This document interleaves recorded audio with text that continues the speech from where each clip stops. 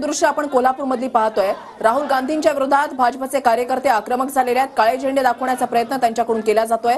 पोलिसांनी या कार्यकर्त्यांना अडवलेलं आहे, त्याच्यामुळे कार्यकर्त्यांनी रस्त्यावरच ठिय्या मांडलेला आहे। तर दुसरीकडे राहुल गांधी जे आहेत ते काँग्रेसच्या कार्यकर्त्याच्या घरी पोहोचलेले आहेत। एका सामान्य टेम्पो चालकाच्या घरी राहुल गांधी गेलेले आहेत। राहुल गांधी यांचे दौरे जर आतापर्यंत आपण पाहिले तर त्या ठिकाणी ते सामान्य कार्यकर्त्याच्या घरामध्ये जाऊन ते भेटी जे आहे ते देत असतात आणि तसंच चित्र आज कोल्हापूरमध्ये सुद्धा पाहायला मिळतंय। राहुल गांधी एका टेम्पो चालकाच्या घरी जे आहे ते पोहोचलेले आहेत। हा टेम्पो चालक काँग्रेसचा कार्यकर्ता आहे आणि त्याला भेटल्यानंतर मुख्य कार्यक्रमासाठी राहुल गांधी जे आहेत ते कार्यक्रम स्थळाकडे येण्यासाठी रवाना होते। तर राहुल गांधी एका टेम्पो चालकाच्या घरी सध्या पोहोचलेले आहेत। सामान्य टेम्पो चालकाच्या घरी जात राहुल गांधी त्याच्यासोबत आणि त्यांच्या कुटुंबियांसोबत संवाद साधतात। तर दुसरीकडे राहुल गांधींच्या विरोधात भाजपचे कार्यकर्ते आक्रमक झाले।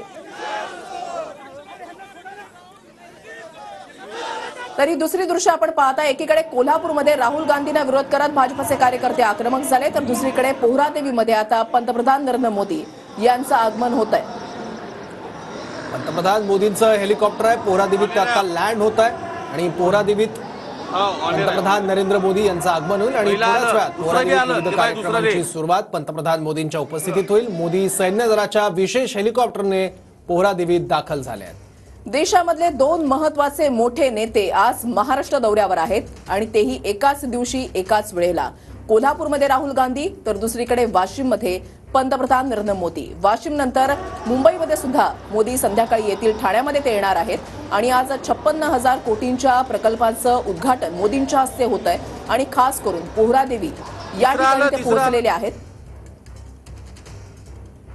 बंजारा समाजासाठी काशी समजली जाणाऱ्या पोहरादेवीमध्ये नंगारा वास्तू संग्रहालयाचं उद्घाटन जे आहे ते पंतप्रधान मोदींच्या हस्ते होणार आहे। पंतप्रधान मोदी ज्यावेळेला नांदेडमध्ये पोहोचलेले होते त्यावेळेला त्यांचं स्वागत करण्यात आलं भाजपच्या नेत्यांकडून। त्यावेळची दृश्य आपण पाहता, त्यावेळचे फोटो जे आहेत ते समोर आलेले आहेत आणि आता या ठिकाणावरून पोहरादेवीकडे पंतप्रधान नरेंद्र मोदी हे निघालेले आहेत आणि त्यांचं हेलिकॉप्टर जे आहे ते आता पोहरादेवीमध्ये लँड होत आहे।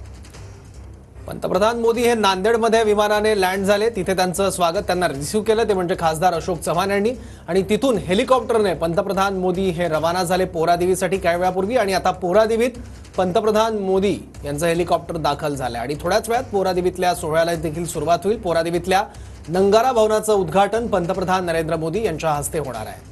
आजचा दिवस राज्याच्या